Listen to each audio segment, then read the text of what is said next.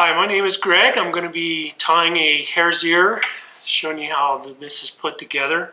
I like hare's ears. It's a great old pattern. It's kind of been forgotten and with a lot of the newer patterns out there. But what's nice about a hare's ear is you can tie them in a lot of different colors to replicate a lot of different bugs.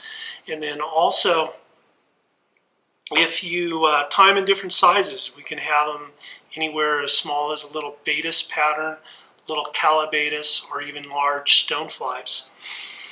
And I think the primary thing to take away from this is that the techniques you learn on a hare's ear, the basic nymph proportions, will take you on to any nymph you tie in the future.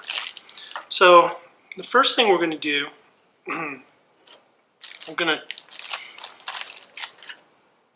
attach our thread. I'm going to do that right just a little above the 50% point on the hook. Get that secured on. And then we're just going to make a little thread base.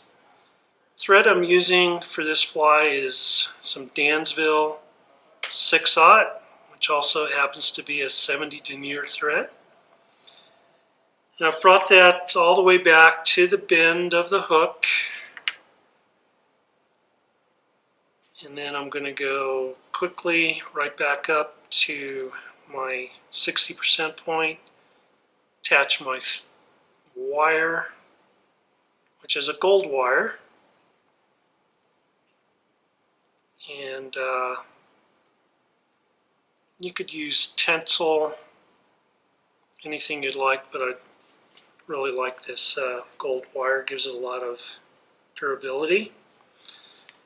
Now for the tail, instead of using the whiskers off the hare's mask like the original patterns, we're going to use some Indian henback. And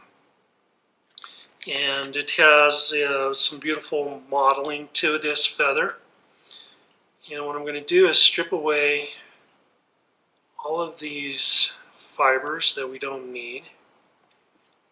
And I'm going to grab a pretty good chunk of this, maybe about 3/4 of half an inch in width. I'm going to hold it by the feathers, and then I'm going to grab this stem. I'm just going to pull the stem away. That should keep most of these tips even. Measure my length of my tail, which is usually half the length of the nymph. Do a little soft wrap, tighten that up a little bit.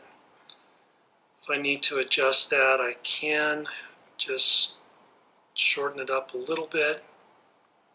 I'm going to go in here and cut those butts off so that when I wrap that forward, everything's going to even up with that 60% point of the hook. Nothing's above that. Okay. So what I've done is I've taken a hare's mask and show you a package here. And it's a natural hare's mask, and I have cut the dubbing off of it and then blended it so that it is what we get is just the nice soft fibers of the natural hair. It's not been in a package wadded up, and if you use it this way, you'll notice that this dubbing is very soft and creates just really nice bodies. Maybe in a later video we can show you that technique of how to take that off the mask and blend it.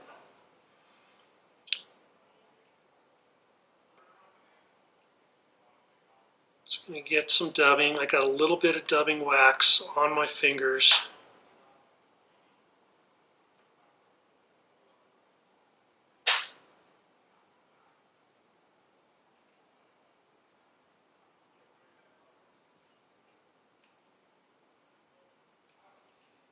Get this on there. Again, a little bit of dubbing on a lot of thread. Bring this back so that my first wrap of dubbing is right at the tail. I'm going to come forward, angling my thread at about a 45-degree angle. And then as I get a little bit closer towards the front of the thorax, I can lean my thread back in the opposite direction, stacking that. And we're just going to create a nice little carrot shape taper to this fly. Most mayflies definitely have a carrot shape to them. If it was a stonefly imitation here, I could certainly make this thing a little beefier and broader.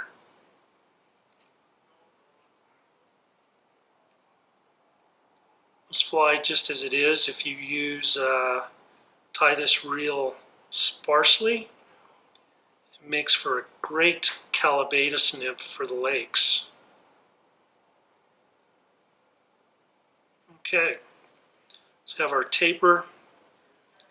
At this point, I want to grab my wire. I'm just going to rib this, give myself evenly spaced wraps up towards the thorax.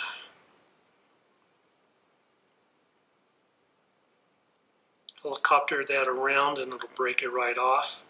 That way we're not cutting that big wire with our nice scissors. At this point, I'm just going to give myself a little thread base, go up right behind maybe one width of the eye, and then straight back. Now at this point, I'm going to grab some cinnamon turkey tail. I'm going to cut a slip out of this. What I'm going to do is punch my scissors through, run it all the way to the end. Then I'm going to determine how wide I want this. And usually this is going to be a wing case, so it's going to be about the width of the gap of the fly, maybe even a pinch bigger. I'll run it up like so, and then we're going to make a perpendicular cut straight across.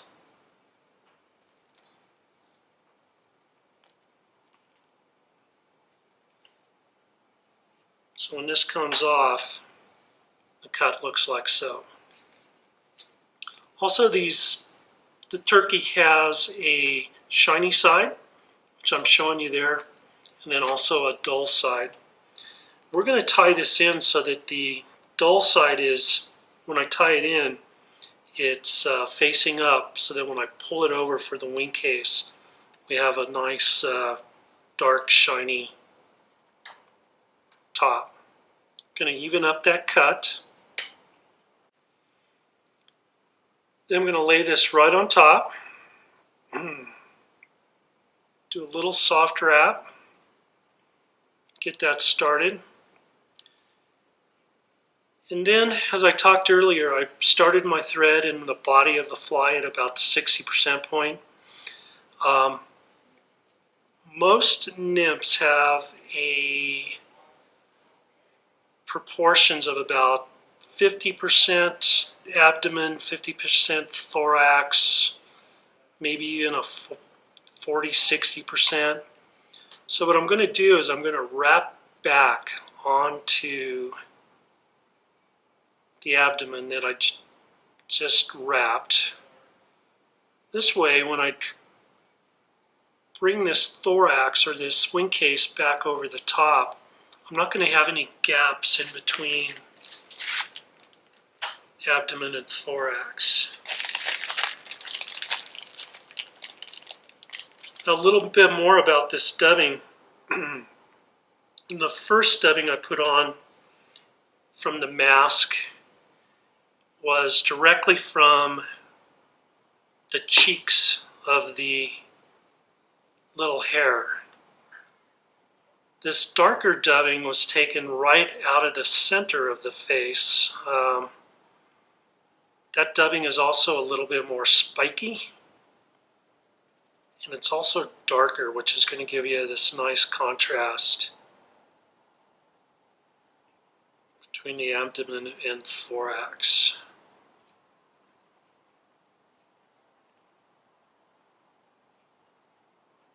Okay, I'm starting right at behind one eye width behind the eye. And I'm just going to build myself a nice thorax.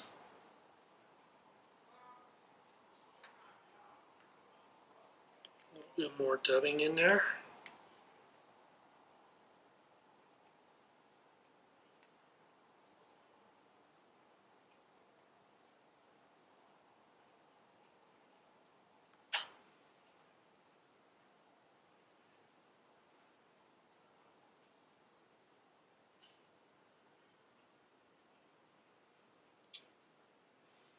It's kind of fun to fish these older flies too. Everyone out there is fishing the new, latest, greatest, and it's kind of fun to go out and catch some fish with something that our grandparents used.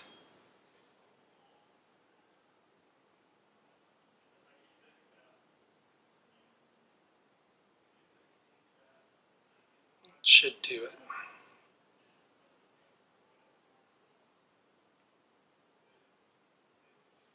Okay. Now at this point, I'm just going to pull this straight across and over the top. Do a nice little soft loop to compress that. And now I can tighten it up, pull it towards my chest. Go in and trim that wing case off.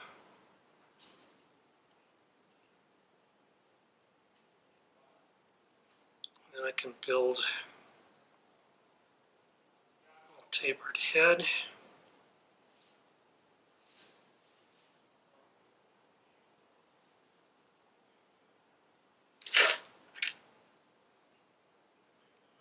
Whip finish tool.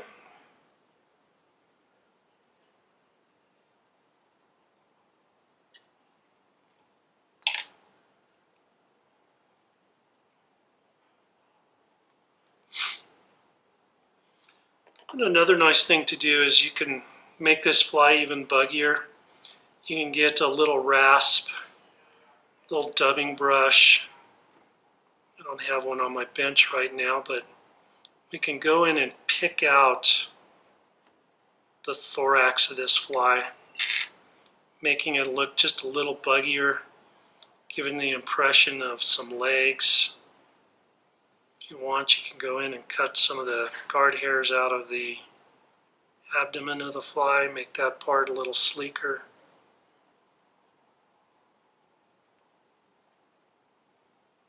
That is a very fishable, buggy looking